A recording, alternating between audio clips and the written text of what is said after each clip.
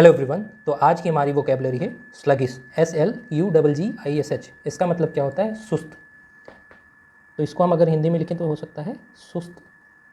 और इसका parts of speech होता है एडजेक्टिव। तो हम यहाँ बीच में लिख देते हैं एडजेक्टिव। ये किसी नाउन को क्वालिफाई करता है।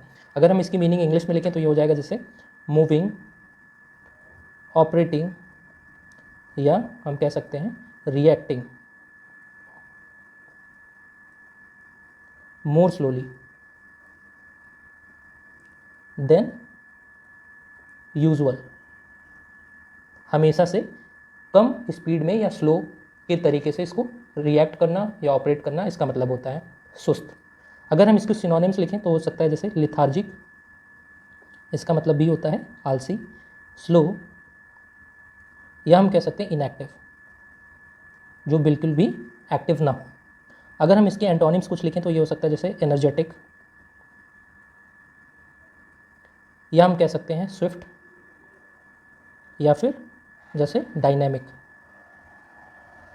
अब इसी वर्ड के बेसिस पे हमने एक सेंटेंस लिखा है और इसकी हम करेंगे पार्सिंग। इसके साथ हम समझेंगे इस सेंटेंस का टेंस भी। तो यहाँ जैसे द हो गया, ये हो गया डेफिनेट आर्टिकल, जो किसी भी नाउन को डेफिनेट बनाने के लिए नाउन के साथ हमेशा आता है।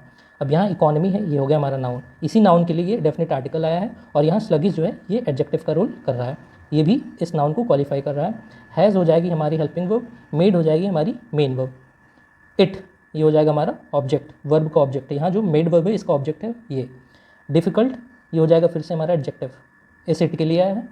फॉर हो जाएगा हमारा प्रेपोजिशन, और बिजनेसेस हो जाएगा नाउन, और ये बिजनेसेस हो जाएगा इस फॉर प्रेपोजिशन का ऑब्जेक्ट। तो इसको हम लिख देते हैं प्रेपोजिशन का ऑब्जेक्ट। यहाँ एक्सपेंड वर्ब है तो ये वर्ब की फर्स्ट फॉर्म हो जाएगी, तो ये हमारा बन जाएगा इन्फिनेटिव।